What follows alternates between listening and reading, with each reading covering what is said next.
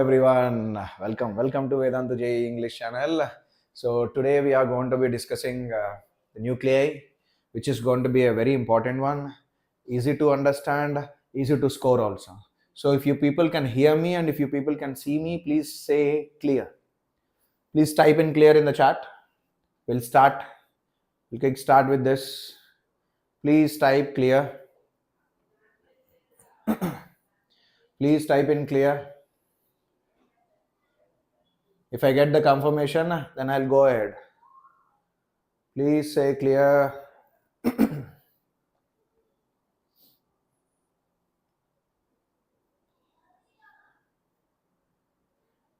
If you people can see me, if you people can hear me, please say clear. We will proceed.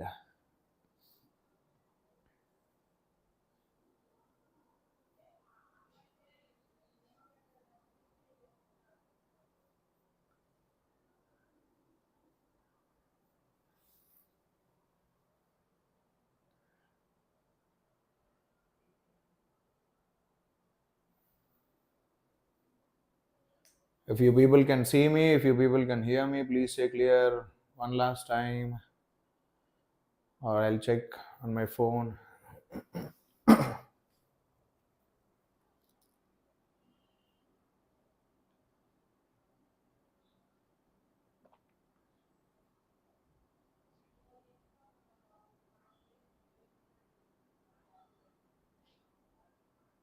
Okay. Can you confirm? So can you do a preparation strategy for VIT? Okay. I will. Soon I'll do that. Okay. Now I got the confirmation. Let's start. Okay. As you know already, we have a crash course which has started. Those people who are very serious, who want regular assessment of what they have learned, how much they have learned, and all those things, we have tests every Sunday, we have DPPs, everything loading up in this English crash course. Okay, today we will be completing the entire nuclei, and I have taken all the 2024 questions whatever are there in this PPT. At the end I have taken. So what I am going to do in today's class is going to be, I'll first explain the whole theory. You try understanding the whole theory of this nuclei. Then we are going to consecutively solve questions. Then we are going to solve consecutively all the questions which have been asked in JEE 2024. Okay, fine. So what is nucleus? By now already I only did to you atomic structure, and we know that the whole positive charge and all the neutrons are occupying a very small amount of space in the atom, and that place we call it as nuclei or nucleus, where it is going to be, see, these are all the orbits in which the electrons are going to be rotating, and at the center this is the place where we have that tiny thing called as nucleus. And what are the constituents of the nucleus? We have neutrons and we have protons in them, and mass of the neutron you can see 1.674 and mass of proton you can see 1.672. Approximately both of them are going to be having same mass. So if we are going to talk about, we have a common name given to them, and it is nucleons. The common name that is given to them is nucleons. So both neutrons and protons will be called as nucleons. So how many of them are going to be there? That every one of you have an idea, right? So if I am going to talk about, there will be G number of protons and there will be A minus G number of neutrons. That's the information you are going to get from the representation. Now if I am going to talk about the total nucleons are going to be G plus A minus G, which is going to be what? A. Total nucleons is going to be G plus A minus E, which is going to be A. So whatever the mass number will be there, those many nucleons are going to be present. Okay. I remember you, Mr. Praveen. Okay. Now, I have a doubt. Sir, I know that nucleus is going to be present. And that nucleus, what is the shape of that nucleus? And what is the size of that nucleus? The shape of that nucleus is spherical. So when I'm going to say that the shape is going to be spherical, then we need to talk about the radius of the nucleus. Radius of that nucleus is given by this thing, where the radius is r0 into a to the power 1 by 3, where a is the mass number and r0 is a constant, and the value of r0 is this 1.2 into 10 to the power minus 15, and 10 to the power minus 15 is going to be called as 1 Fermi.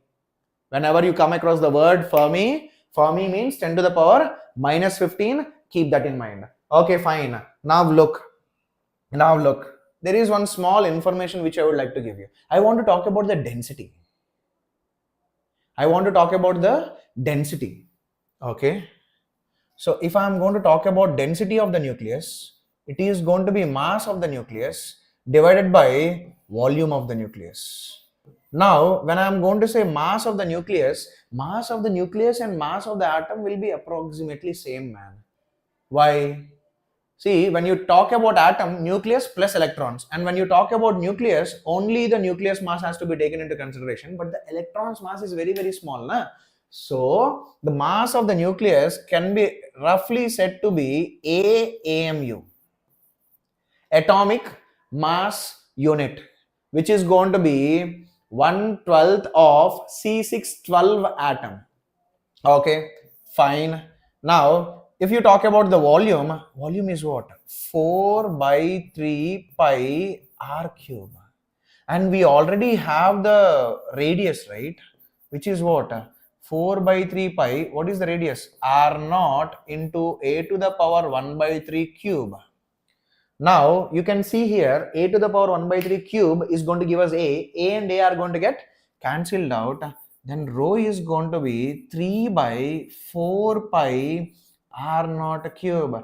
What is this? It's a constant, right? Because 3 is a constant, 4 pi is a constant, r0 is also a constant. What is the value of r0? 1.2 into 10 to the power minus 15. So if everything is going to be constant, what does that mean? So do you mean to say that the density of the nucleus doesn't depend on which atom we are talking about? Yes, that's what I absolutely mean.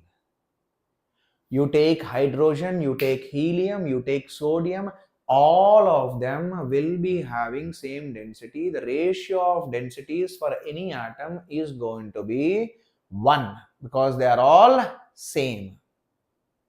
They are all same. Mr. Praveen, keep one thing in mind. This is experimentally derived thingy, so you can't derive.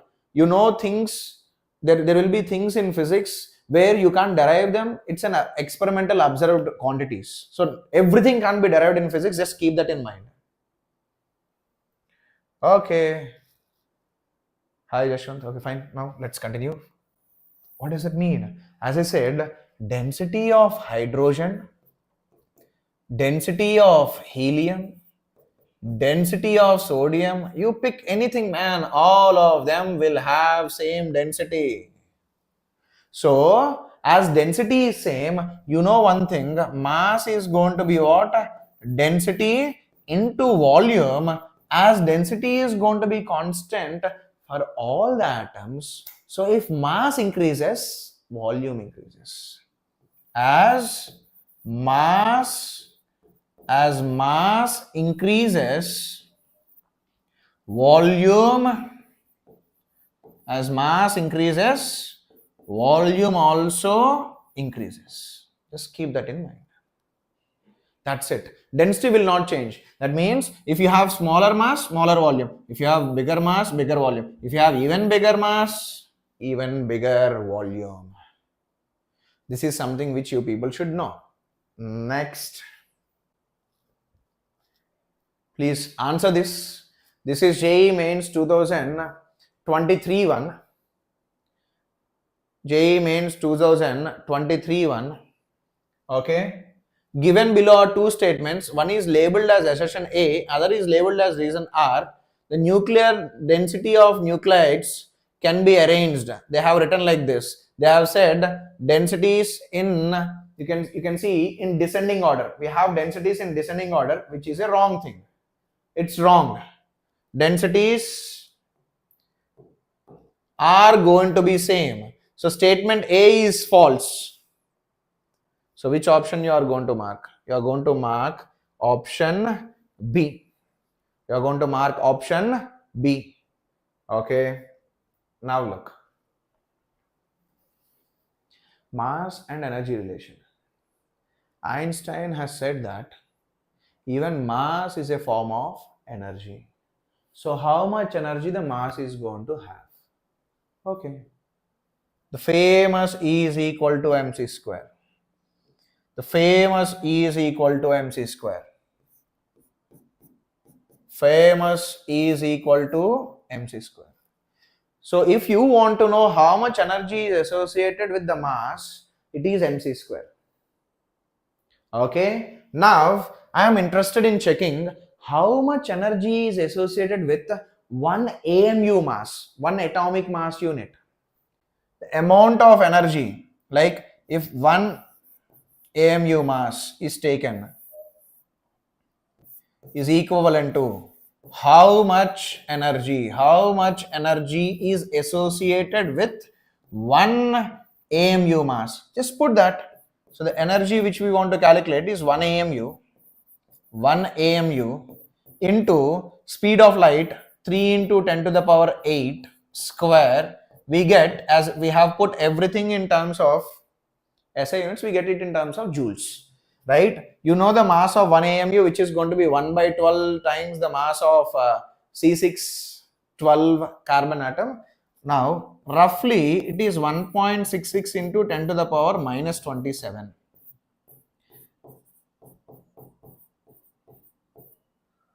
Square. In this chapter, we won't come across the energy in terms of joules. Generally, we come across energy in terms of electron volt, right? So, what is 1 electron volt? 1 electron volt is the energy possessed by the electron when accelerated through a potential difference of 1 volt. So, 1 electron volt is 1.6 into 10 to the power minus 19 joules. So 1 joule can be written as electron volt by 1.6 into 10 to the power minus 19. So you can put that over here. And when the whole calculation is going to be done, roughly this energy is 931.5 mega electron volt. So this is the energy stored with 1 AMU mass. This is the energy stored. This is the energy stored with 1 AMU mass. Okay, if 2 AMUs, multiplied with 3. If 1 by 10 AMU is missing, then 1 by 10. That's how you have to proceed. And one more thing, mass of proton, mass of neutron, mass of helium, everything will be given in terms of AMUs when we are going to be solving questions. Keep that in mind. Okay. Now, did you ever wonder how all these protons and neutrons are kept very close to each other, although there is a strong Coulomb repulsion between proton and proton? So there is no problem in keeping neutron and neutron, but the problem is proton and proton, they repel each other. When they are going to be repelling each other, how come they are at the same place and how come they are stable? First, let us look at the stability from the point of view of energy. Then we will look at the stability from the point of view of force. So first we will talk about stability in the form of energy. See, if you have two things, one has more energy, other has less energy, which is going to be more stable? Obviously the one which is going to be having less energy, right?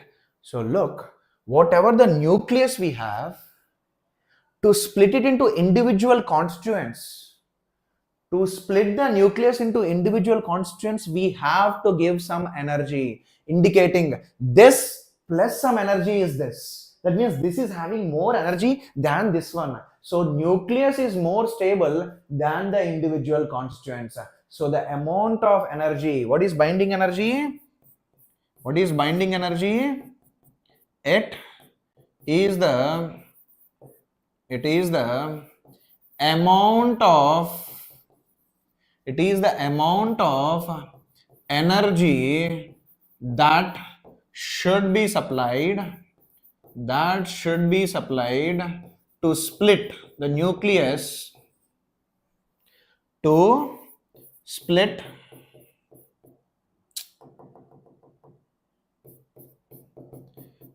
the nucleus into individual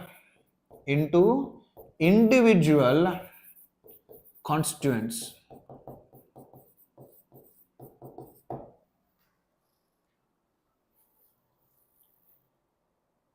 Okay.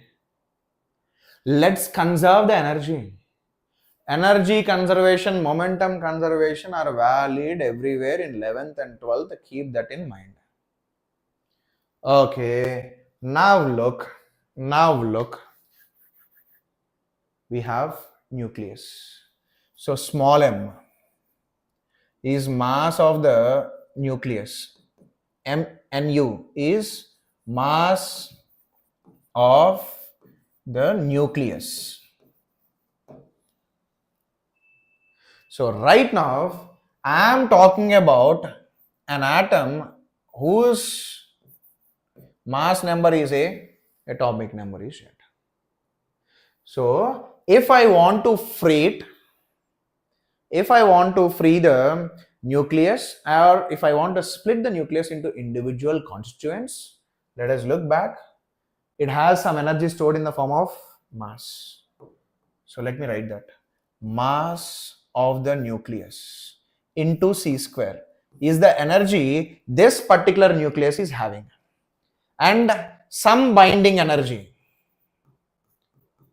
will convert into individual constituents. Arey, what are the constituents, man? The constituents are neutrons and protons. How many neutrons?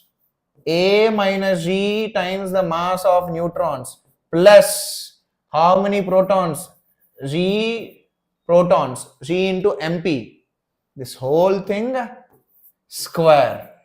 So energy has to be conserved. Left side this much energy, right side this much energy. I will write it here. So we have mass of the nucleus into C square. This much energy is there in the form of mass. To that we are giving the binding energy. That means we supplied some energy. When we do that, it became into individual constants. What are those individual constants? We have G times the mass of protons, and we have A minus G times the mass of neutrons into C square. Because once they become individual constants, only energy is in the form of mass. Now from here, can you tell me what is the binding energy? You can take it to this side. Then it is GMP plus A minus G into Mn minus mass of the nucleus into C square. Interesting result, man. Mass of the individual constituents and mass of the nucleus is not same. It's not same. Although we have same population.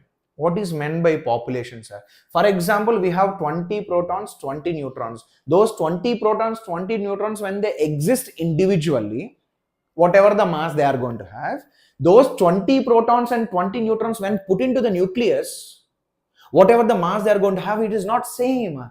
So there is some defect in the mass, and that's what is going to be called as mass defect. Some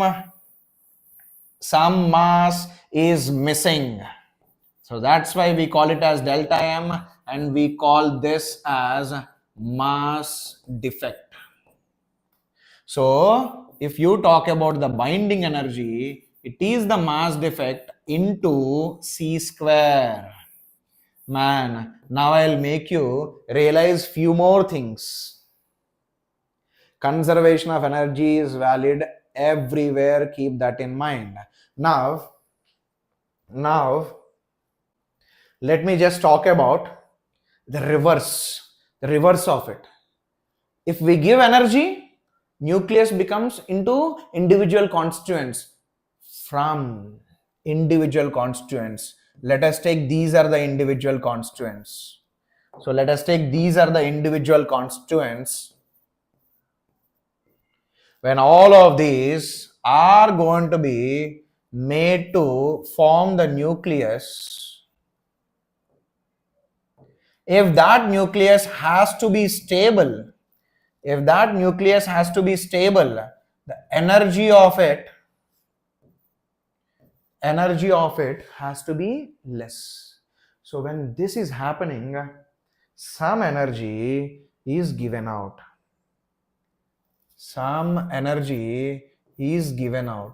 And that energy is numerically equal to the binding energy. When the energy is going to be given out, from where that energy has come, man, you cannot create or destroy, right? So how that energy is given away, how that energy got created, that energy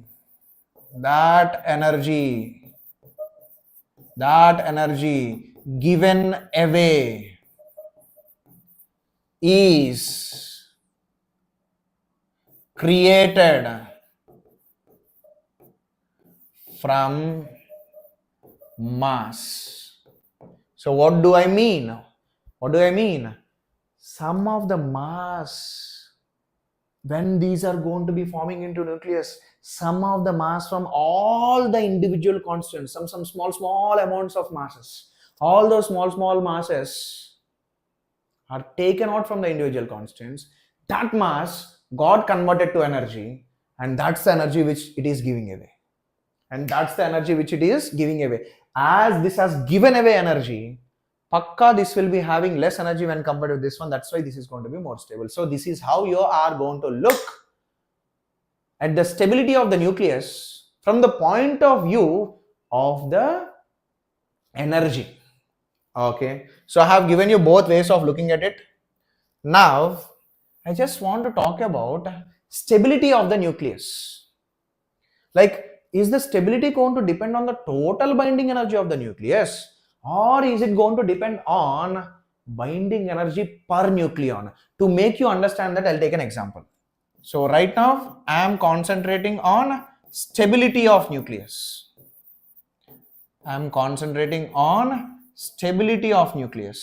Okay, man, let us concentrate on that stability then. Okay, to make you understand. Example. So we have some X which is 20, let's say 40, and the binding energy, the total binding energy of this one is some 400 mega electron volt. Let us take that. And we have one more, which is Y, 10, 20, and the binding energy of this one is 300 mega electron volt. Okay. So if you look at the overall binding energy, which one is having more binding energy? 400 mega electron volt. What does the binding energy give us? If you give this much amount of energy to this, you can split it into its individual constituents. Okay, fine. Now look, let us look at binding energy per nucleon. Why we are going to talk about per nucleon? You'll understand. Per nucleon, how many nucleons will be there? Same as the mass number. What is the total binding energy? 400 divided by 40, which is going to be over 10 mega electron volt. Okay, here binding per nucleon. Here the binding energy per nucleon is 300 divided by 20, which is 15 mega electron volt. Okay, so what does binding energy per nucleon give us? That means in this X atom, whatever is there, to free one of the nucleon, you need to give 10 mega electron volts to it. So if you give 10 megaelectron volts to it, that nucleon becomes free. And on the other side, we have this fellow. To free one of the nucleons from the Y atom or from the Y nucleus, you have to provide 15 megaelectron volts. Now you tell me which nucleus is easy to disturb relatively. If I give 10, I can disturb this. If I give 10 to this one, it will say get out. You can't disturb me.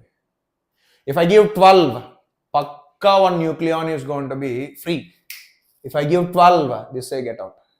If I give 15, pakka nucleon. 15, here also the nucleon. So first who is getting easily what we call influenced or easily getting free, you can say the nucleons in X are getting free easily than the nucleons in Y. Although the binding energy is more for X, stability is more for Y. So binding energy doesn't decide the stability of nucleus. It is actually the binding energy per nucleon which you have to check. So stability of nucleus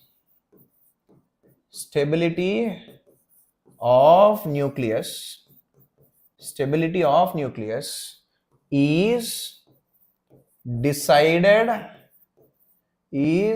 decided by binding energy per nucleon. More the binding energy, more is going to be the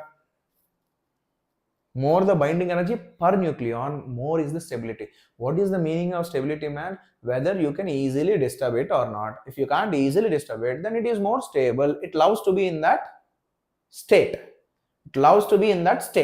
Okay, fine. Till here, good. Sir, we have a lot of atoms, right? Now I am interested in checking which one is having more binding energy per nucleon. If I know which one is having more binding energy per nucleon, then I know which one is going to be more stable. Yes, people were interested and they have checked. This is a picture which is taken from NCERT. This is a picture which I have taken from NCERT. Okay, now look. Mass number and the binding energy per nucleon are taken. You can see hydrogen has binding energy per nucleon less than 2. Like H2, H3, you can see lithium, you can see helium, like that. If you see, we have a region where almost the binding energy is almost constant.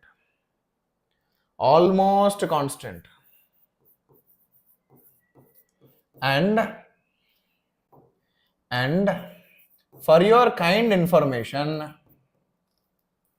all the ones which are going to be beyond certain mass number, they have less binding energy. All the atoms which have certain mass number, less than certain mass number, they have less binding energy. So everything on this planet or in the universe loves to attain stability. And which is more stable? The more stable one is going to be the one which is going to be having high binding energy per nucleon. And according to NCERT, high binding energy is present for ferrous. So everything wants to ultimately convert to ferrous. That's why dead stars are going to have ferrous in them, because everything has finally got converted to ferrous, that is iron. Okay, let us see some of the observations. I have just taken it. See, the force is attractive and sufficient. 1 second. Yes. Let us just ignore this one as of now. Just ignore the first one. We are not going to talk about the force as of now. But let us talk about this. The constancy of the binding energy between 30 to 170 is the consequence of the fact that the nuclear force is a short-ranged force. We will talk about nuclear force, but keep in mind why the constancy has come. Why the constancy has come? It is because of nuclear force, it seems. So what is nuclear force, how it is going to act, all those things we will learn, but keep one thing in mind, some of the important points. Highest binding energy per nucleon is for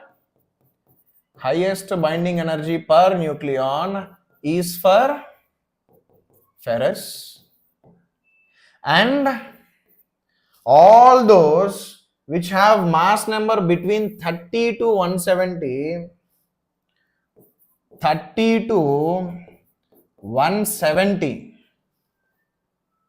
have practically binding energy per nucleon almost constant.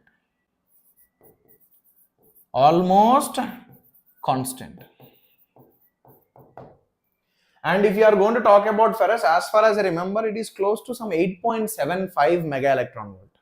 It is close to some 8.75 mega electron volt. Okay. So this theory, I'll just give it to you as this PDF, right? So you can just go through. I'll come back and I'll explain. When I am going to be talking about the nuclear forces. I'll come back to that slide and I'll explain. But as you can see, all those mass numbers which are more than 170, they have less binding energy per nucleon. They love to come to the region where they are stable. That's why we can clearly see that uranium 235, let's say for example, uranium 235, why it is going to show radioactivity? It wants to decay because it doesn't love its state. Uranium 35 doesn't want to be as uranium 235 because it is not stable. It can see that ferrous is more stable, so it wants to get converted to ferrous because it wants to attain stability. So to get converted to ferrous, what will happen? It has to decay. It has to somehow destroy its core and become ferrous.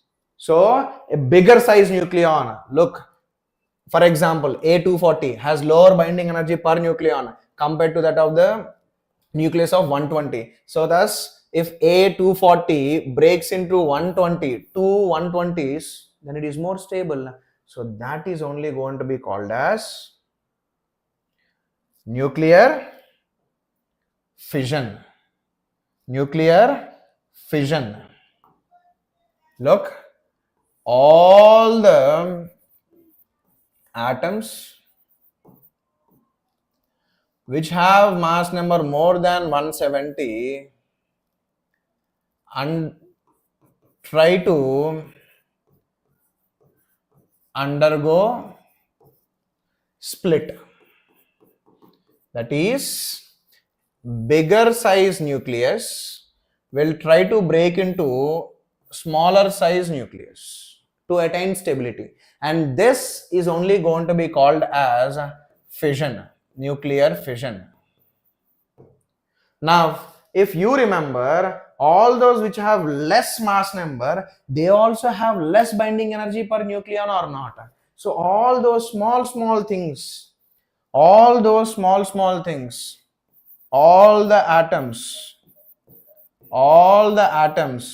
having mass number less than 30 try to fuse, right? So those small things, they fuse and become into big. Why? Even they want stability, right? So they are also going to be converting. Ultimately, they also want to convert to those nucleus which is going to have more binding energy per nucleon, so they will attain stability. So these are the ones which are going to undergo a reaction called as nuclear fusion reaction. That's what is explained in this point. See, consider two very light nuclei where the mass number is less than 10, they form into heavier. Why they want to form into heavier? If they form into the heavier one, binding energy per nucleon is going to be more, so they have stability. That's what is explained over here.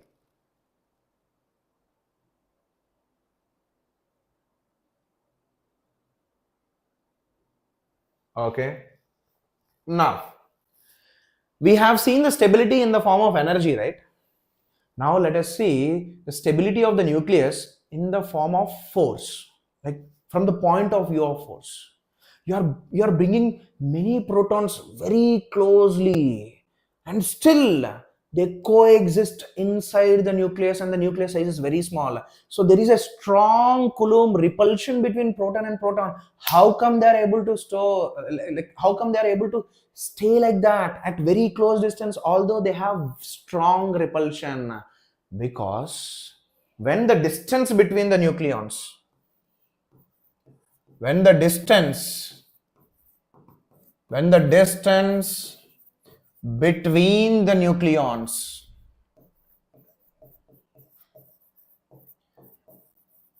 comes around Fermi. What is Fermi?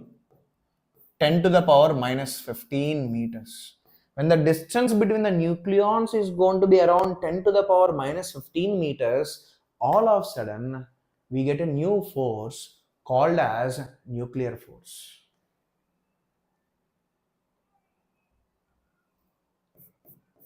A new force gets created called nuclear force. So actually this is the force which is holding the nucleus together. Although if you take this to be proton, this to be proton, they are kept very close, there is strong Coulomb repulsion, but there is nuclear force which is holding them together by applying an attractive thingy. Now some people will be like, sir, that means, is the nuclear force always attractive in nature? No, man. Let us see some graph. Yes. See, this is the graph for potential energy for different separations between the nucleons. So you pick two nucleons, and you constantly change the distance between them. And when the distance is R naught, that's when, see, this is that R naught. That's when the potential energy is lowest. So the nucleons wants to be at that separation. So if you try to increase that separation, then they are going to be attracting each other. If you try to decrease the separation, they want to be at R naught. So they repel each other and try to go to R naught. So what is happening over there? So I can clearly see that the nuclear force can be attractive also, the nuclear force can be repulsive also. Right? So you can see that potential energy of a pair of the nucleons as a function of their separation. For a separation greater than R naught, the force is attractive, and for separations less than R naught, the force is strongly repulsive. Okay, this is something which every one of you has to keep in mind. Nuclear force between two nucleons falls rapidly to zero as the distance is more than few Fermi meters. So if you go to, let's say, some 1.2 Fermi, 1.5 Fermi, 2 Fermi, 3 Fermi, 5 Fermi, like that, as the distance keeps increasing rapidly, the nuclear force starts disappearing. 1 Fermi is 10 to the power minus 15 meters, man. Okay. This leads to saturation of forces in medium or large side nucleus, which is the reason for the constancy of the binding energy per nucleon. I said to you, right? I said to you, there is a reason for constancy in the binding energy per nucleon. I'll tell you. I will explain now. Do we have space? Yes, we have space. I have left space. Look, man, if this is the size of the nucleus, for you to understand. If this is the size of the nucleus, now whatever the nucleon I am talking about, this nucleon can influence only those nucleons which are there in this region. Outside this distance, as the distance is big, there won't be a nuclear force beyond certain Fermi. Nuclear forces all of a sudden disappear if the distance is big. So this nucleon cannot influence all the nucleons which are going to be present over here. So now, if I am going to say that there are some p nucleons,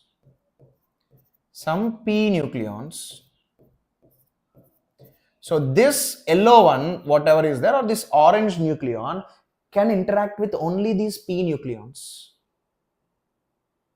So let's say for each interaction, there is some k energy associated.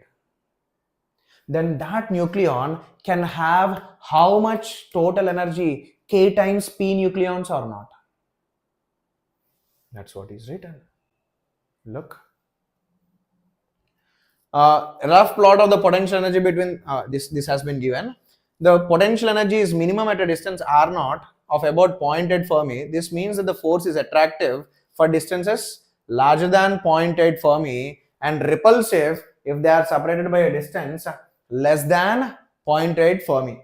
So that r0 we were talking about, right? That r0 value was 0.8 Fermi. Okay. Next thing is, where was that? Constancy. Just a second. I said I'll come back, right? Yes. Whatever I have explained has been put over here. You can see, as I said, as the nuclear force is a short-ranged force. I said I'll come back. I kept my promise. I have come back.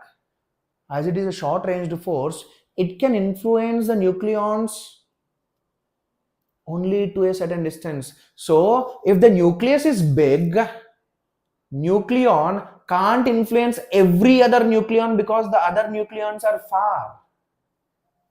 This is what I was talking about.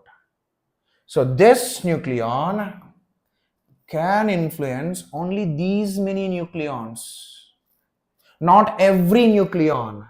Okay. So now look. Yes. Yes, you read from here.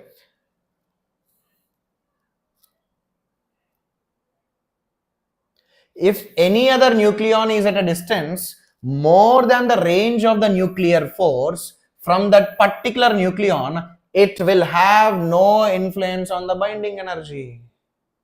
There are no interactions only. If there are no interactions, those other nucleons will not help this nucleon if you are trying to disturb them. Okay. Now, you say if a nucleon can have a maximum p neighbors within the range of the nuclear force, its binding energy would be proportional to p. Let the binding energy of the nucleus be pk, where k is the proportionality constant having dimensions of energy. That is what I was trying to tell you here. With each nucleon, if it is going to be having certain amount of energy shared, then the binding energy of that nucleon,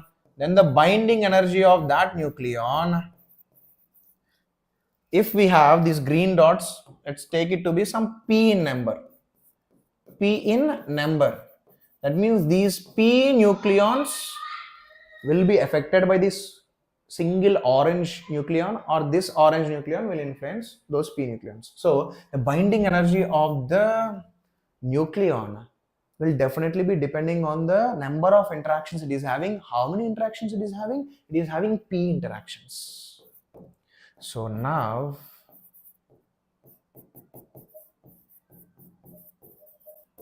I can say it to be like this. And proportionality replaced with some k. So what is the big interesting thing over here? Although the size is big, the binding energy of this nucleon is decided by only this p. That's why you got that constancy. From 30 to 170 you got constancy, right? It is because of this only. Okay, fine. So what is the reason for constancy? Because the nuclear force is a short ranged force, so it can influence only certain number of nucleons. That's the reason why you got the constancy. So assertion reason they can ask it. Okay, now the Q value of a reaction.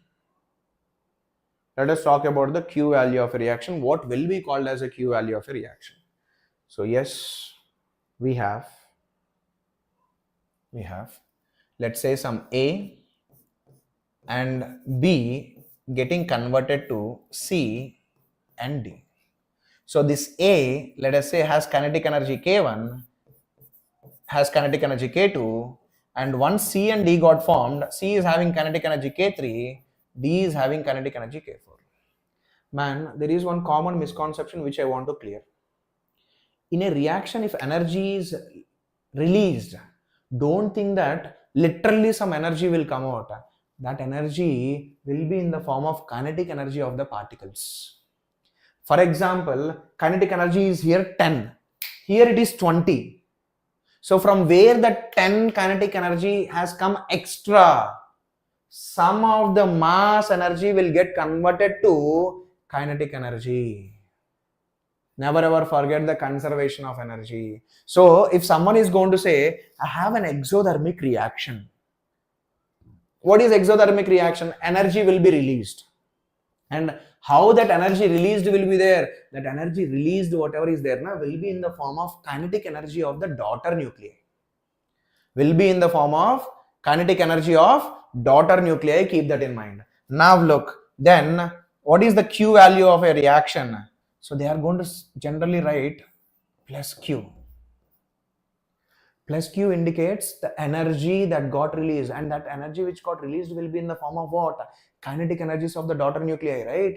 So the Q value of a reaction is defined as kinetic energy of the products minus the kinetic energy of the reactants. This is the Q value. So if the kinetic energy of the products is less than the kinetic energy of the reactants, then the Q value will be negative.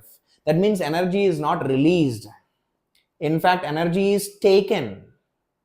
So what will happen in those reactions? I'll tell you. Some of the kinetic energy will be taken up by the nucleus, and the nucleus will increase its mass energy and get formed into C and D. So whenever they say the reaction needs energy, that energy will be taken and it will get converted to mass energy, and whatever the daughter nuclei are getting formed, they are going to be heavier when compared with the parents. Our products will be heavier than the reactants. Okay. Sir, now I want everything in terms of masses, sir. I don't like to do it in this way. Let us convert. Let us do conservation of energy. Let us do conservation of energy. So from conservation of energy,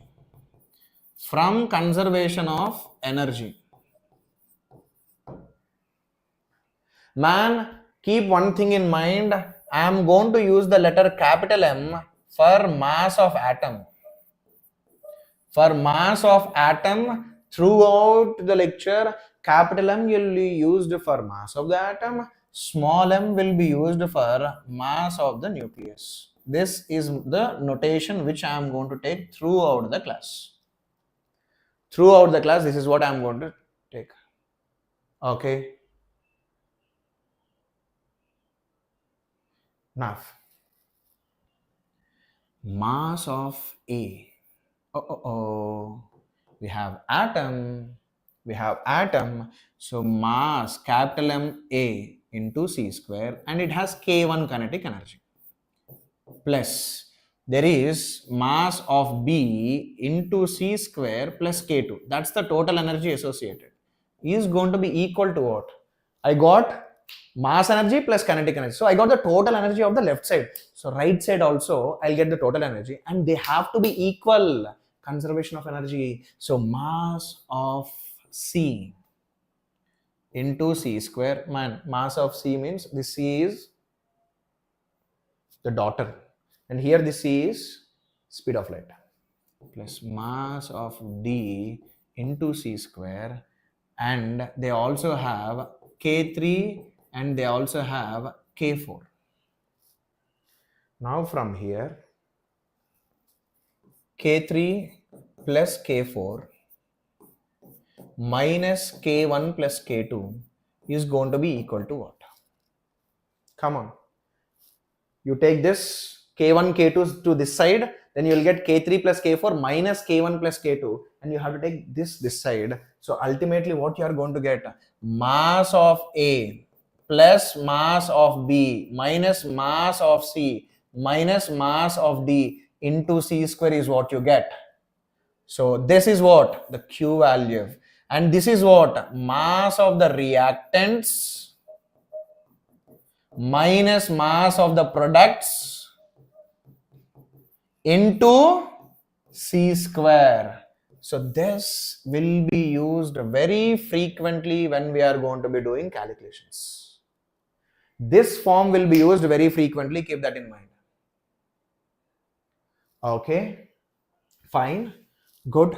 Sir, what if binding energies are given, sir? Binding energy is for nucleus, right? What if binding energy of nucleus is given, sir? They haven't given like this. They haven't given mass of reactants, mass of products. What if binding energies are given? Then how do we do it? Yes, we can still do that. We can say in general, so mass of reactants is there, right? So Ma is there, right? That Ma can be written as mass of A nucleus plus some number of electrons. Let's say some n1 number of electrons, mass of electron. Next, mass of B plus some n2 number of electrons are there, minus mass of C plus nuclear mass of C plus some n3 number of electrons, minus mass of D plus n4 number of electrons. Man, one thing which you have to keep in mind, the number of electrons on the product side and the reactant side is going to be what? Same. So N1 Me, N2 Me, N3 Me, N4 Me can be cancelled out. Then you are going to get mass of the nucleus A, mass of the nucleus B minus mass of the nucleus C minus mass of the nucleus D into what? Into C square. Sir, still we don't have binding energy, sir. We have a problem. Still we don't have binding energies. We have mass of the nucleus. So if I have to get binding energy, what do we need? We need individual constants minus the mass of the nucleus. Already we have mass of the nucleus negative available for products. So what I will do is, the individual constants are going to be same in number for both of them. What is that? Reactants. For reactants and for products, individual constants are going to be same. So I'll write like this: minus the individual constituents minus mass of A plus mass of B into C square. If you are going to expand this, look, the individual constants and individual constants will get cancelled out. You will get the above one only. And what is this one, man? Individual constants minus mass of the nucleus of what? Products. So this gives you binding energy of the products, right?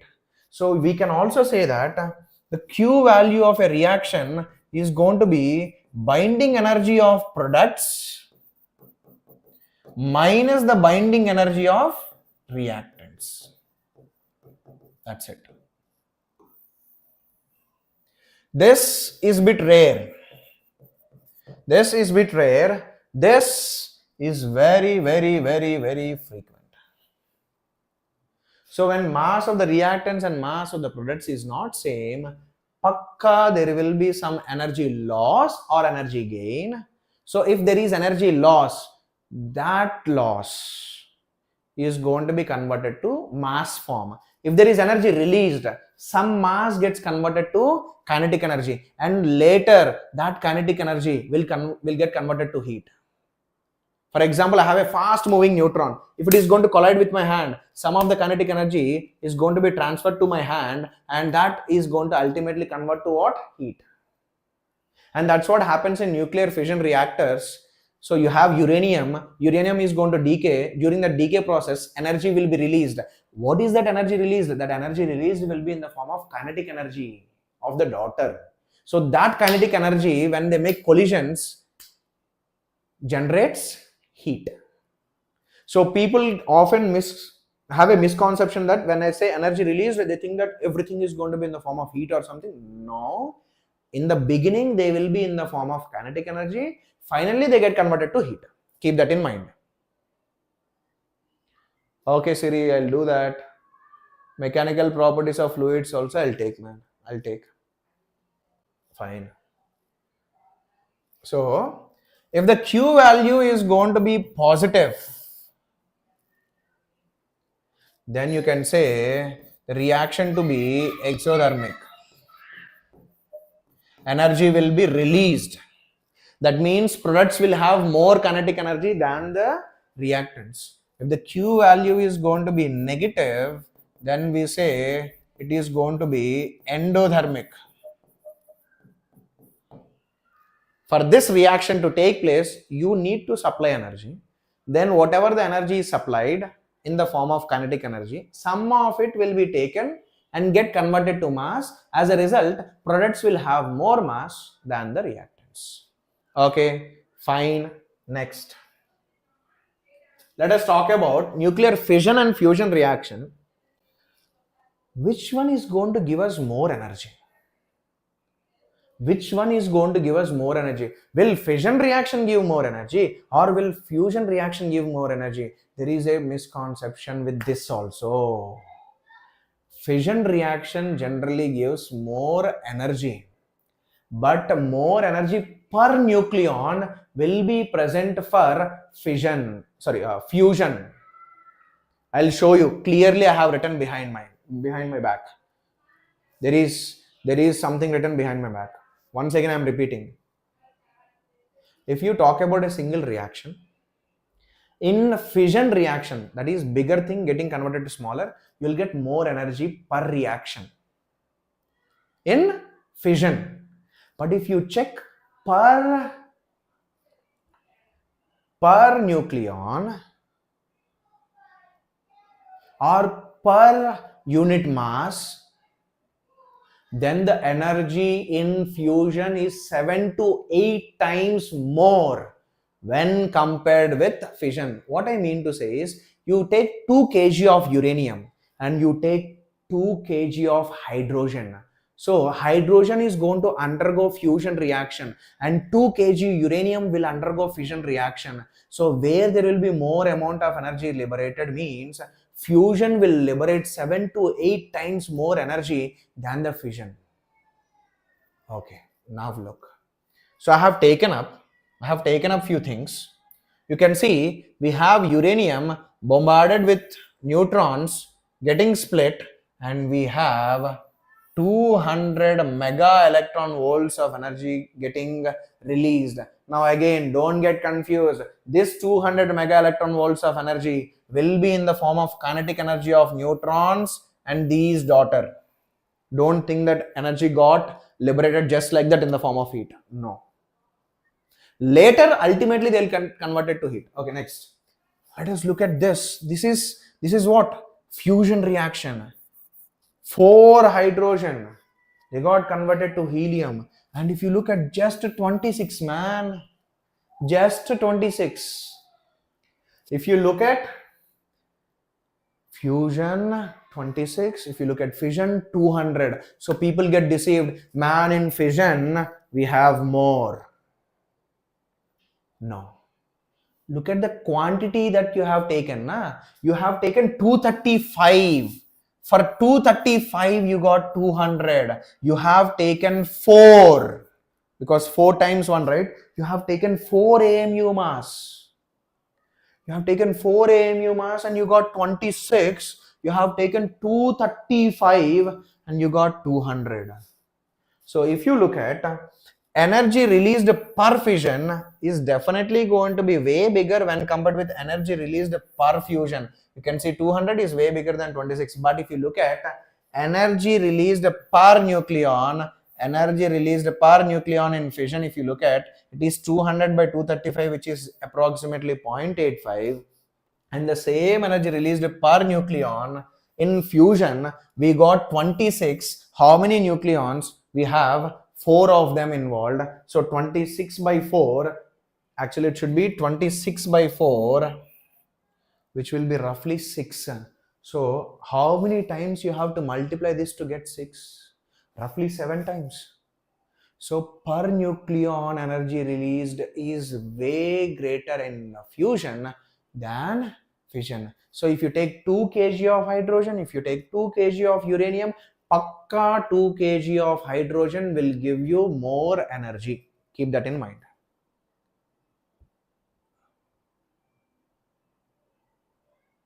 Yes, Mr. Ashwin, you have to include everything. You'll get, if you are from Andhra, you are going to be getting your marks for 1000. That 1000 thingy is what you have to include, like you have to put everything included. Now, sir, if that is the case, if hydrogen is going to undergo a fusion reaction,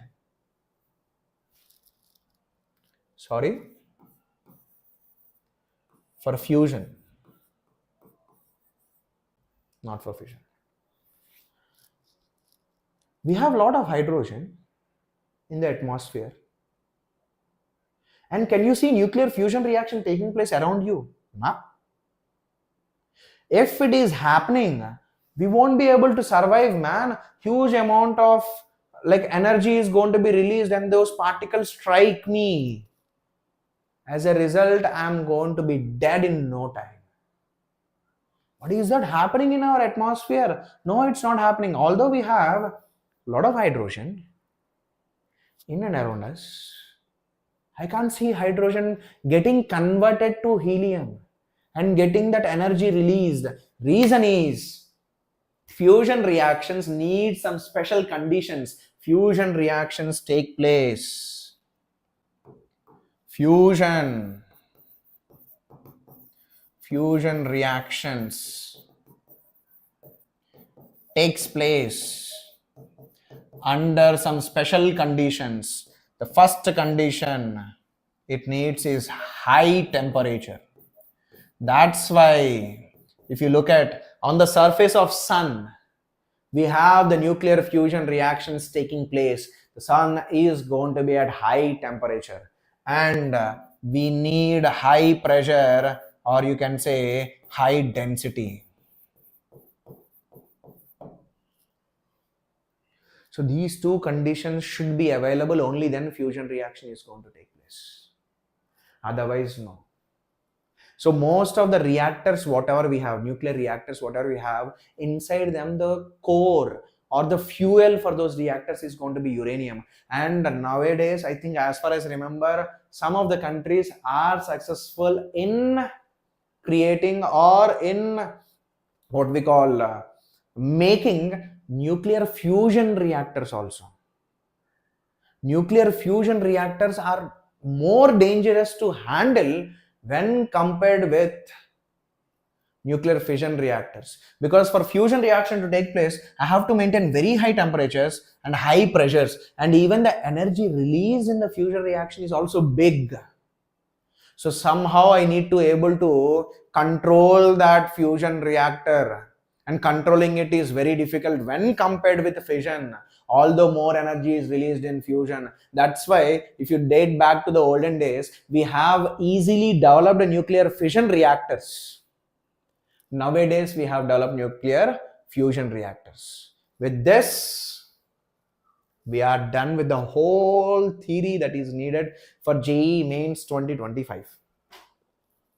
The whole theory that is needed for JEE Mains 2025 is given to you. Now let us apply whatever we have learned. Now they are talking about energy equivalent of 1 gram of substance. Okay, I need to take the calculator. I'll take.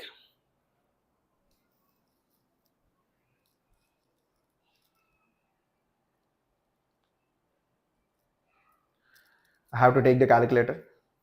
Okay, I have kept it ready. They are talking about 1 gram of mass.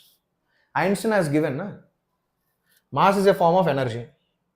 So how much energy it is going to have? Simply E is equal to mc square. And we are talking about what? 1 gram. That means 1 into 10 to the power minus 3 kg. And what is the C value? 3 into 10 to the power 8 square. So 3 into 10 to the power 8 square, which will be what?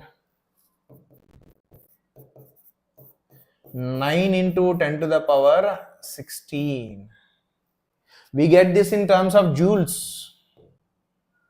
But what is the answer in terms of mega electron volt? So we need to convert that to electron volt. So I have 9 into 10 to the power 13. Joules is going to be what? Electron volt by 1.6 into 10 to the power minus 19. So you get 9 by 1.6 into 10 to the power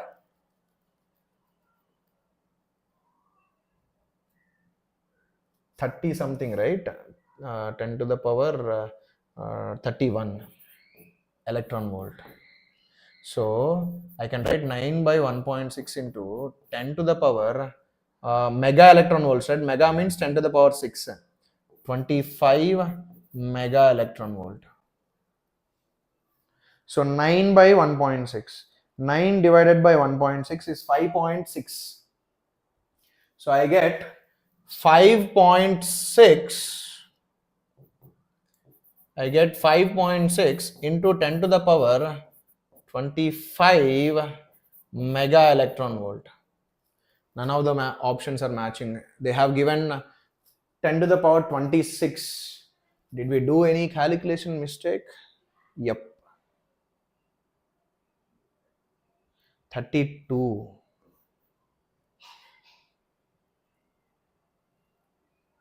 Eight. Then I am even getting 26. I am even getting 10 to the power 26. 10 to the power 26. Yes. Option A. I made a calculation mistake, man. 13, and when I add 19, it should be 32. Right? Out of that 32, I have taken 6 power out. So which is going to become mega electron volt. Then I have 5.6 into 10 to the power 26 mega electron volt. So your answer is going to be A.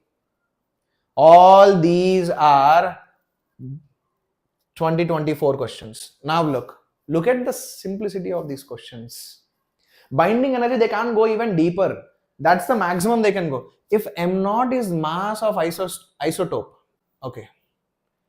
MP, Mn are the masses of proton and neutron, the nuclear binding energy. Man, what is the binding energy? I did it in this class. The binding energy is going to be individual masses minus mass of nucleus minus the mass of the nucleus into C square. So individual constants, you only can see man, you have how many protons? 5 protons. How many neutrons? 7 neutrons. So I can say 5 times the mass of the protons plus 7 times the mass of the neutrons minus mass of the that B, which is m0 into C square. Man, actually that m0 should be given as the mass of the nucleus of B. Mass of the nucleus of B is what they should have given. Okay. So which option is giving you that? I should have 5 mp plus 7 mm. 5 mp plus 7 mm minus this. So answer is going to be A. Okay, Priyadarshini Kannan. So this session is about, we are dealing with nuclei and we are going to be completing the nuclei. Yes, definitely you can try. Definitely you can try. Come on. The next question. A nucleus at rest disintegrates into two smaller nuclei with their masses in the ratio 2:1. After disintegration, they move. They will move. Okay. Man, there is a reason where they have clearly mentioned at rest. Always keep in mind. You can conserve the momentum, you can conserve the energy. Never ever forget that. You can conserve the momentum, you can conserve the energy. Never ever forget that. So if that is the case, now look, we have some mass which is at rest. Now it got split. Let us take the mass of this one to be 2m and the mass of other one to be m. What is the initial momentum? The initial momentum is 0. Initial momentum is 0.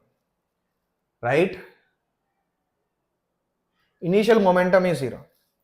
I am assuming that if the mass of this is capital M, I am assuming from the options, I am just assuming that the capital M is definitely more than 3 small m, indicating some mass energy got converted to kinetic energy. Man, if there is kinetic energy, pakka for sure, if this is going to move to this side with v1 speed, then this should move definitely to the other side. Reason, the final momentum has to be 0. That means small m into v1 plus 2m into minus v2 should be equal to 0. So v1 will be equal to 2v2. They should definitely move in the opposite direction. Only then the momentum is going to be becoming 0. Okay, now let us go back. They move in opposite direction with speeds in the ratio 1:2. In the same direction, wrong. In the opposite direction, same speeds, wrong. Now you tell me, whichever is going to be having bigger mass, that's the one which is going to be having smaller speed. So can I blindly claim this? In the ratio 1:2? Yes. Yes. Whichever has bigger mass will have smaller velocity. You can see V1 is 2 times V2. So the smaller mass has more speed. Okay. Next. This is bit calculative, man. Use calculator if needed. This is bit calculative. Please use calculator if needed. Now, the energy released in the fusion of 2 kg of hydrogen deep in the sun is EH, and the energy released in the fission of 2 kg of uranium is EU. EH and EU. Ratio of EH by EU is approximately.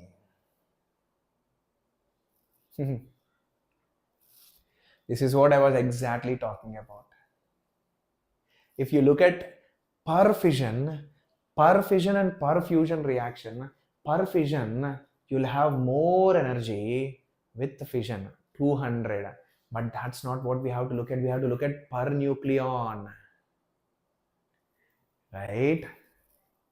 Okay.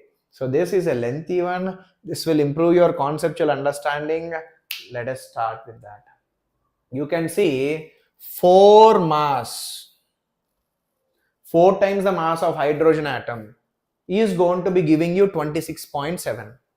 First, let me calculate that. First of all, 4 1H1 atoms give 26.7 mega electron volt of energy. Now in 2 kg, how many hydrogen atoms are there? That's what I have to check. Right? So 1 mole of 1H1 will have 1 gram of mass. right? So 2 kg means what? 2 kg means 2000 grams.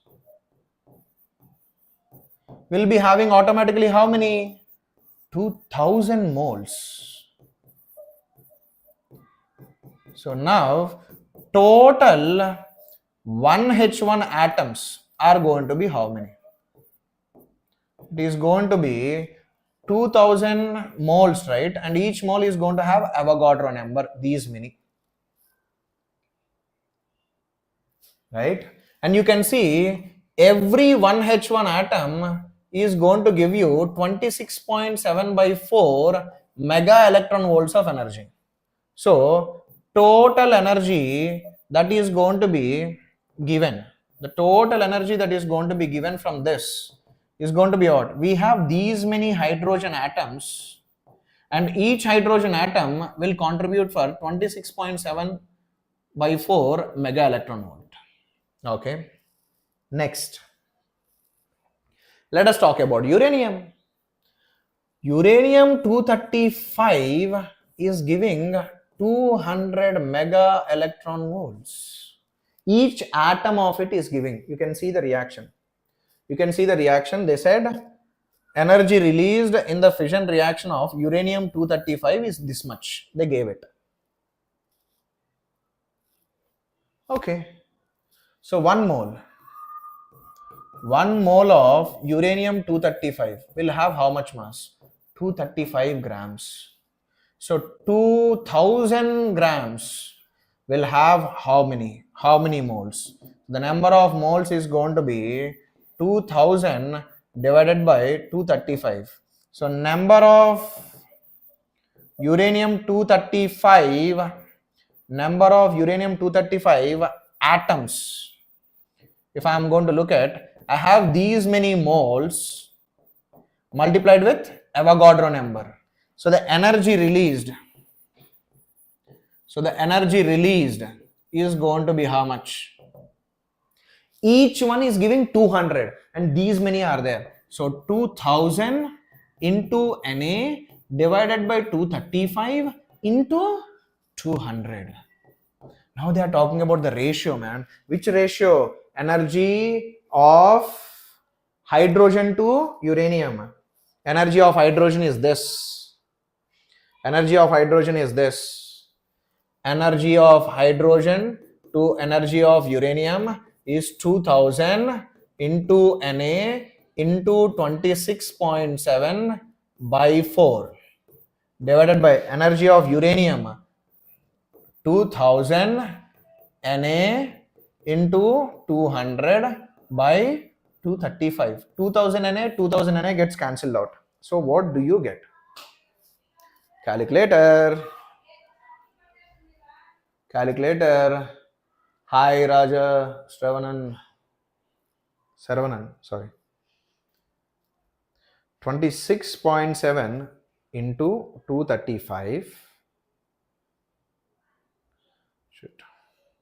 26.7 into 235 is 6274.5 divided by 800, which will give you 7.8. I made a mistake somewhere there.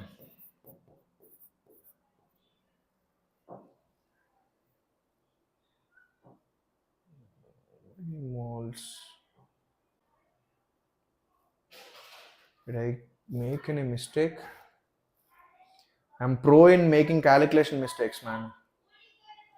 1H1, 1 gram, 2 kg, 2000. So 2000 moles will be there. So 2000 into Avogadro number, and each one will give this much. That is fine. Okay, I don't think I have made any calculation mistake. Roughly we are getting it to be close to 7.8. Which option we have? Close to, right?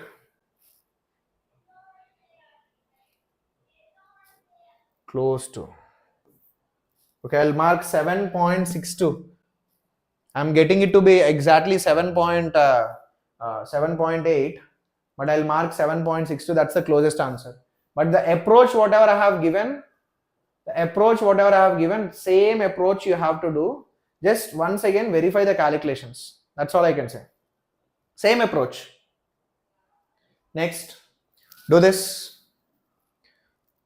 In a hypothetical fission reaction, X236 is getting converted to 141, 92 and 3R. Identify the emitted particle. Man, look at the mass numbers. This is 236. So what is 141 plus 92? 141 plus 92 is going to be giving you 233. That means the mass number of R should be 1. How I know? 3 into 1, because exactly 3 is the deficit, right? See, left side you have 236 minus 233 is going to be 3. So there is a deficit of 3. So that should be filled by this 3R. So if R is having the mass number as 1, then 3 into 1 will fill that 3. Now let us look at the atomic number. 92. And here 56 and 32. Yes, it is giving 92. That means the R should have 0 atomic number kind of thing. So that R is something which is having 0 atomic number, 1 mass number. That will be there for neutron, man. That will be there only for neutron. Proton will have 1p1. Neutron is the one which is going to have 0 and 1. So which one? Yes, you have to mark this as neutron. Super. Next, binding energy of a certain nucleus is 18 into 10 to the power 8. How much is the difference between the total mass of all the nucleons and the nuclear mass? Look at the type of questions, man. See, delta, the binding energy. If you talk about the binding energy, what is the binding energy? It is going to be delta M into C square. Now, delta M is going to be binding energy divided by C square. They gave the binding energy. They gave it as 18 into 10 to the power 8 by C square, which is 3 into 10 to the power 8 square. So 18 by 9, which is what? 2. So you get 2 into 10 to the power minus 8 kg, man. Because I have used SI thing, I will get SI1. Right? So now they are talking in terms of micrograms. So first of all, let us convert that to grams. So I get 2 into 10 to the power minus 5 grams. So I can write it as 2 into 10 to the power 20 into 10 to the power minus 6 grams. So 20 into 10 to the power minus 6 can be written as micro. 10 to the power minus 3 milli. Okay. How much? 20 microgram. Now let us go for one more question. Which of the following nuclear fragments corresponding to nuclear fission between the neutron and uranium isotope is correct? Look, man, on the product side, we have uranium 92-235 plus neutron 01. So what is the total mass number? Total mass number should give you 236. Total atomic number should give you how much? 92 plus 0 should give you 92. Look at the options which will give you that. So I have 140. So here, if I am going to talk about this one, I have 140 plus 94 plus we have 3 of neutrons, right? So 3. So how much is that? You are going to get it to be 237, which is wrong. So option A is wrong. Now let us look at this. 153.99.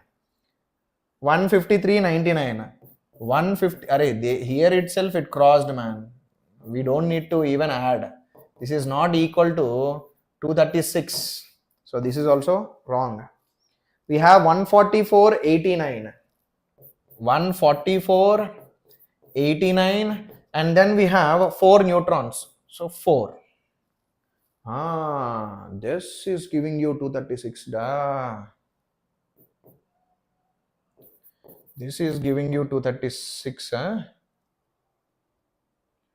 9 and 8. No, not 9 and 8. So this is also giving you 237. Wrong. Now let us look at the last one. 144 plus 89 plus 3. Yes, this one is giving you 236. Let us cross verify with atomic number also. We have 56, 36, which is how much? 92. And atomic number also needed 92. So which option? Option D. Option D. Okay. Next. The mass number of nucleus having radius equal to half the radius of the nucleus with mass number 192 is.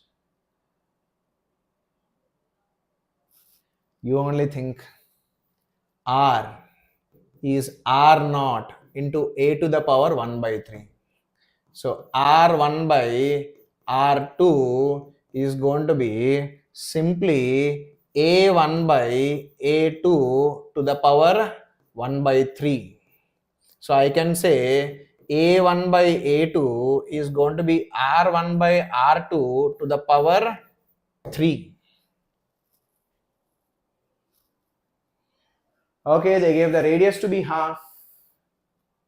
And they're talking about the mass number. Look man, A1 by A2. A1 by A2. So I am taking R2 to be half. Look, the mass number of the nucleus having radius equal to half the nucleus, half the radius of the nucleus with mass number 192. So if I am going to take A1 to be 192 by A2 is going to be, if I take R1, what is the radius of this one? Radius of this one is half of the first one. Cube. So 192 by A2 is going to be what? 8. So what will be this? 192 by 8.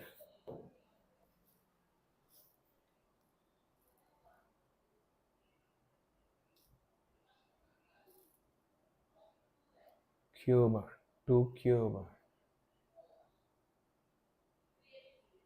Okay. So what is 192 divided by 8? 24. You get 24. Good evening, Mr. Ashoka Muttu. Good evening, man. We are doing questions. Contribute to the questions. Come on, this is a good question. This is a good question. In a nuclear fission reaction of an isotope of mass capital M, 3 similar daughter nuclei of same mass are formed. The speed of the daughter nuclei in terms of mass defect delta M will be. So here we need to take some hints from the questions. They said speed of the daughter nuclei. They didn't mention which daughter nuclei.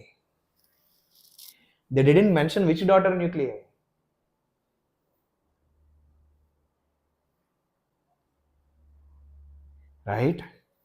They haven't mentioned which daughter nuclei, indicating all the daughter nuclei have same speed.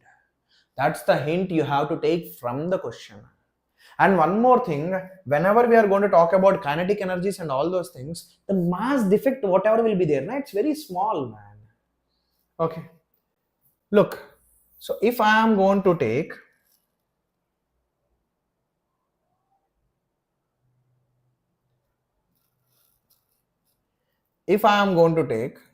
capital M became into 3 parts and there is a mass defect, so there will be M by 3 minus delta M by 3 into 3 parts, na? So you can say mass of each part mass of each part to be this. But for calculation purpose, when you talk about kinetic energies and all those things, as you are multiplying mass with greater speeds, so you can roughly say this thing to be m by 3 only when we do calculation for kinetic energy. Just keep that in mind. Okay, all of them should have same speeds, man. If one is going in this direction, one going in this direction, one going in this direction, one going in this direction, but all of them should have same speed. Why? How I got to know? I got to know from the question. Okay, how much energy is released? How much energy is released? How much energy is released? They only said that there is a mass defect. So you can say delta m into c square energy is released. Delta m into c square energy is released. That released energy will be in the form of what? Will be in the form of kinetic energy. So we have three masses, which is 1 by 3 m v kinetic energy, half mass into speed square is going to be delta m c square. So 3 and 3 gets cancelled out. 3 and 3 gets cancelled out. So the v value is going to be root 2 times delta m c square by m. This is what you get as your answer. Okay. Root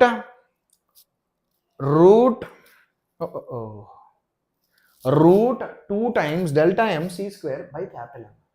So c square is a constant, and not c square, rest of the things are also constant. C square, and you have root, so you can take it out. So it is going to be c into under root of 2 into delta m by capital M. So c into under root of 2 times delta m by capital M. So the answer for this is this. So what is missing in the question? They didn't mention that all the three daughter nuclei will have same speed. How I realized it? They asked the speed of the daughter nuclei, but which daughter nuclei they haven't mentioned. So it's perfectly fine.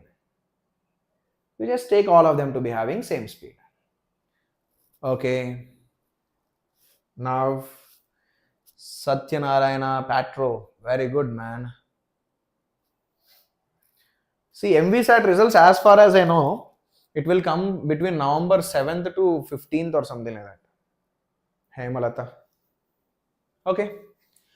The explosive in a hydrogen bomb is a mixture of 1H2, 1H3 and lithium in some condensed form.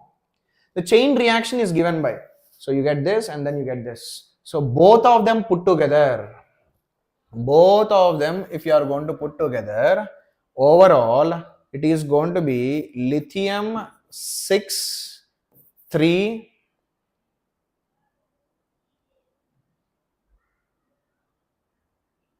what is that you are going to have? Hence will get cancelled out, plus 1H2 gives rise to helium gets added 2 times He4 2 1s3 gets kicked out, this gets kicked out. Yes, this is the reaction, man.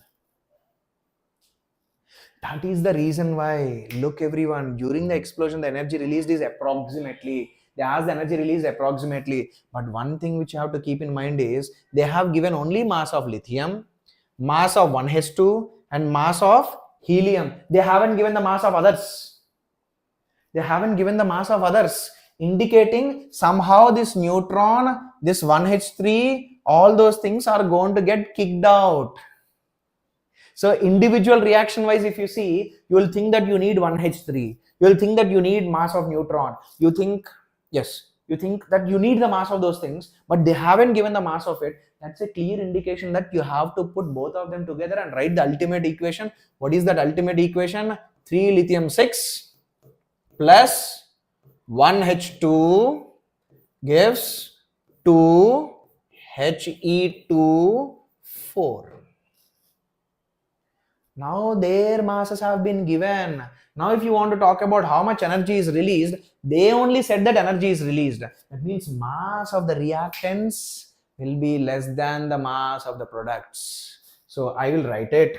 So the Q value, which is also called as the energy release, Q gives us the energy. So mass of the reactants minus mass of the products into C square.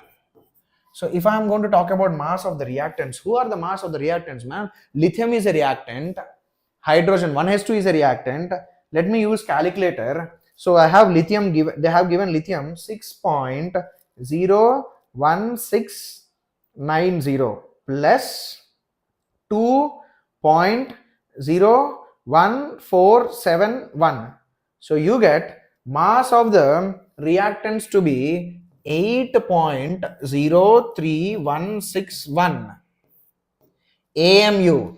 Don't forget AMU minus. We need mass of the products. So in products you have 2 times the helium. So 2 into, how is the helium thingy? Yes, they have given 4.00388. So you get it to be 8.00776. 8.00776 AMU square. Man, that AMU square I'll take it out, because 1 AMU into C square I know it to be 931.5 mega electron volt, right? So 8.03161. So you get it to be 0.02385, and AMU into C square will be what? 931.5 mega electron volt. They only mentioned. So 1 AMU into C square will be what? 931.5 mega electron volt. Now what you have to do, whatever you have got, you just need to multiply it with 931.5, which will be 22.21. 22.21 mega electron volts is going to be released. Which option? Yes, we have the closest option to be 22.22 mega electron volts.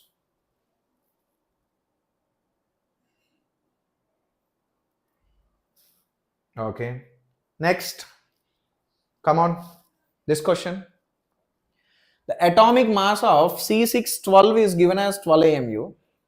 C613 is given as this. The required energy to remove a neutron from C613 if the mass of the neutron is given. That means you write down the equation first. So from the C613, you are creating C612 plus 1 neutron. Right? Let us look at the Q value of this reaction. It is going to be mass of the reactants minus mass of the products into C square.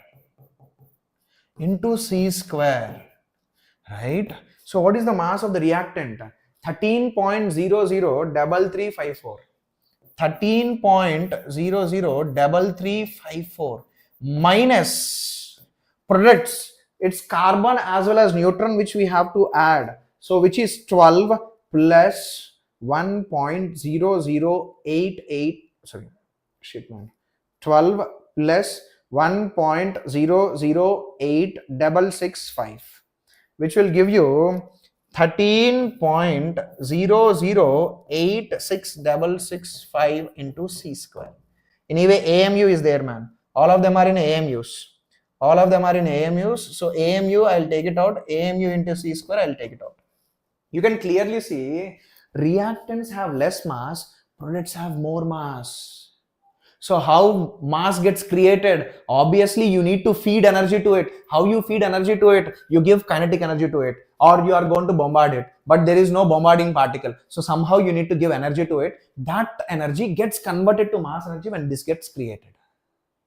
So let me talk about the difference. 13.003354. You get minus 0.00531 into 931.5 mega electron volt into 931.5. You get minus 4.94 mega electron volts, man. What does the minus indicate?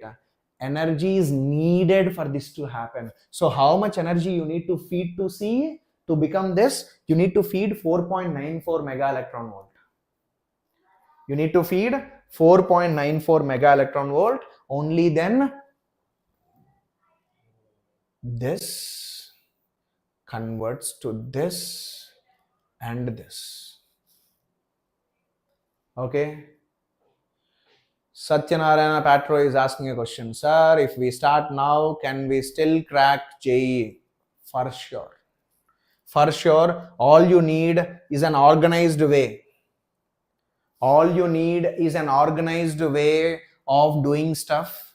See, if you feel that you can't organize yourself, if you feel that you need a target that should be set up, then see, I'm not promoting anything or something like that. Yes, if you need organized, if you need targets for week, if you want to test yourself at every weekend, then there is this JEE English crash course for I think 2,999 or something. You can take it if you need, right? If you feel that you are someone who is not an organized person. But if you feel that, sir, I am very organized, I am very organized, I am disciplined, right? I will find myself as a very sincere student. I don't need to test my knowledge. I don't need to give any test. I'll randomly give some tests which are given by my college. In that case, you can listen to our ROAR series, which is a free series, absolutely free. Almost all the chapters are being done. Almost everything is completed. Only very few chapters are left. Then you can follow this ROAR series. You can learn every chapter at your own pace and you can solve questions, right? You can solve questions. Once you are done with those questions, then you can test yourself on that chapter by picking all the previous year's IIT questions or something like that. But it's going to be a bit, what we call, it demands some amount of sincerity. If you are that kind of student, yes, go ahead, you will be able to easily do. If you feel that no sir, targets have to be set to me, a teacher has to guide me, I have to write tests every weekend on the syllabus, whatever I have learned in the weekdays, then you can sign up for that crash course. If you have any doubts, you ask, man, I'll respond. Done. We are done with all the 2024 PYQs also. It's a very small topic. We are done with everything possible. If you have any doubts, if you have any queries, ask, I'll respond. I'll answer. Come on. Very rarely we get a chance like this. Every time I'll be rushing to complete the syllabus. Now I just want to have a casual talk with you people. If you have anything you ask, I'll reply. Okay, sir, I'm ready. Thanks a lot. Okay, if you talk about books, see, any material is good enough. Any coaching material is going to be good enough. Have you enrolled in any coaching? If not, then you can try DC Pandey. You can try DC Pandey, or you can try the MTZ also. But you won't be able to do a lot of questions. So if you are looking at questions, my suggestion to you is that you better do last 10 years PYQs of JEE mains. For theory, yes, you can refer to DC Pandey. Don't try to solve all the questions from DC Pandey. Okay. Anything else? Anyone else who wants to? HC Verma has very less amount of theory, man. I don't think you will be able to understand the concepts properly with HC Verma and solve all the questions. You need more detailed explanation. You need more detailed explanation from the book if you are doing it on your own. So HC Verma won't be enough. That detailed explanation won't be there. It will be a concise one. It will not be comprehensive. Anyone else? Whoever is live, interested in asking and knowing stuff from me, I'll answer.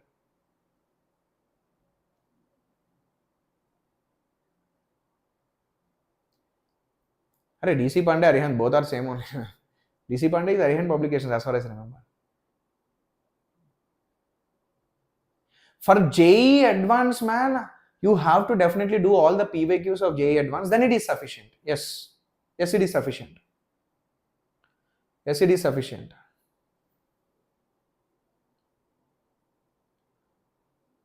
What you are doing? I didn't understand real hard channel. I didn't understand what exactly you are asking me. Sir, what you are doing? You mean to ask from where I do questions? You mean to ask from where I do? Yes. See, there is this Hritika, yes, Arihant is enough. Sandesh is asking a question, sir, PYQs. Are PYQs enough? Man, PYQs are literally gold mines. Yes, you have very less amount of time. You can't do 300, 400 questions per chapter. So PYQs are a good way of revising concepts or building your concepts also. Yes, yes, Sandarsh, PYQs are enough. And if the question asked by Real Hard channel is like what you do to brush up the concepts, I do questions from Pathfinder. As a teacher, I just love to do good level of questions. Those are on Olympiad level, and you people don't need it. PYQs cover everything, man. Satyanarayana Patro. Like if I set my prior to second attempt and advance, is there enough time? Yes, you have lot of time in that case. You have lot of time in that case, Mr. Satyanarayana. You have. And Sandarsh is asking, can it cover all? Yes, it covers almost every corner. If you are going to be taking the PYQs of last 10 years, it's not just 2 years, 3 years like that. Yes, all the chapters. Only thing is that you have to be careful. There are some portions which have been deleted. So don't do questions from that. For example, in current electricity, potentiometer has been deleted. And if you look at PYQs, there will be a lot of questions on potentiometer. So those things you have to be careful. Rest all, yes, all the concepts, all the corners will be covered if you take up some 10 years of PYQs. Anything else? Anything else which you want to ask? Man, Satyanarayana, I will be live every Tuesday and Wednesday on this channel.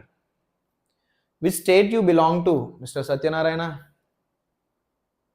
We have a lot of Tamilians. Real Hard channel, I didn't understand, man. Sir, what are you doing? What are you doing in the sense what? For physics questions, or are you asking what am I doing? I'm doing a general talk now, right now. So you be more precise, man. I have taken up.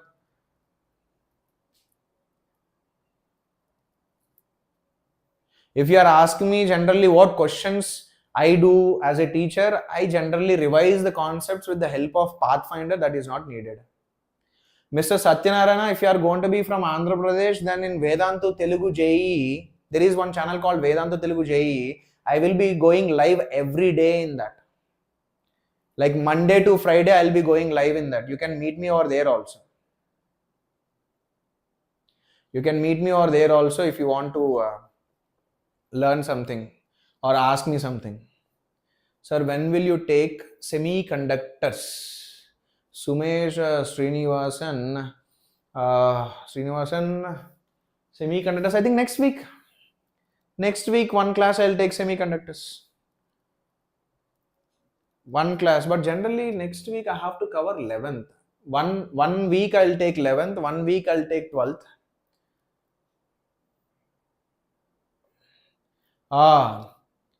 Gohek is asking, sir, what is controlled thermonuclear fusion? I said to you, right? Any nuclear reaction has to be a controlled one, otherwise it will become a chain reaction and it is going to destroy. So you have to control, you have to maintain.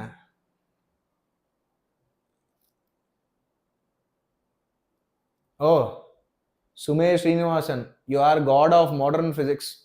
Man, I have whatever the conceptual understanding I have on modern physics, same level of conceptual understanding on I have on every chapter. You look at waves. I have done waves also on this channel. You go through waves, you'll find waves to be explained in a very detailed, damn good way. I have very great conceptual knowledge of all the chapters. See, I'll tell you why. I'll show you 1 second. Can you see something over here?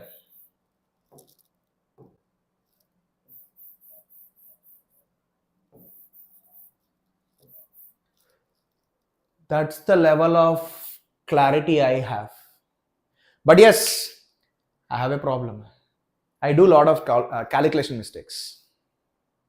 So Sandarsh is asking a question.